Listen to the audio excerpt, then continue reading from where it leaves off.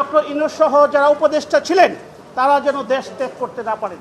ইতিমধ্যে দেশবাসী সহ আপনারা সবাই সাক্ষী হয়েছেন, ওনারা কিন্তু এসেছিলেন কুঠা না মেধা এই একটা কারণে, যেখানে আমাদের গণতান্ত্রিক পরিবেশ সৃষ্টি করার জন্য, যেটা আপনারা দেখেছেন নেপালে।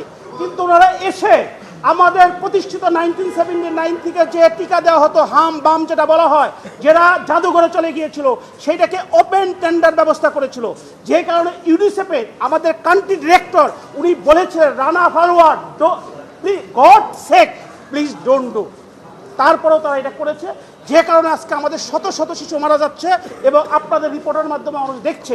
আপনাদের আরেকটি কথা বলে রাখি, এখনো বাংলাদেশে আমার মা বোনদের অনেকের বাচ্চা ইনফ্যান্ট শিশু অসুস্থ হওয়ার পরে হসপিটালে যাওয়ার মতো যোগ্যতা তাদের নাই, তাদের রিপোর্ট কিন্তু আপনাদের কাছে আসে না, তাদের সংখ্যা আসে না।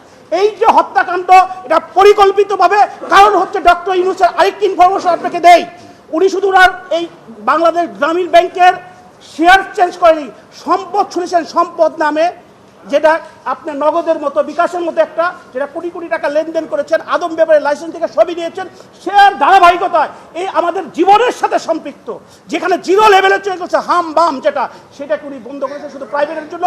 আমি আমার রিট পিটিশন আজকে দায়ের করেছি 6548/2026। আমি পিটিশনার, কারণ হচ্ছে এটাকে একটা থ্রোলি ইনভেস্টিগেশন করতে হবে, যেটা আইনের 3 দ্বারা ইনকোয়ারি কমিশন অ্যাক্ট, এবং ইনকোয়ারি না হওয়া পর্যন্ত এই প্রত্যেকটা লোক ডক্টর ইউনূস থেকে আরম্ভ করে অ্যাডভাইজাররা যেন দেশ ত্যাগ করতে না পারে, এইটার জন্য আমি করেছি। আগামীকালকে 2টার সময় মহামান্য আদালত কোর্ট নাম্বার 20 মেইনে এটা হিয়ারিং হবে।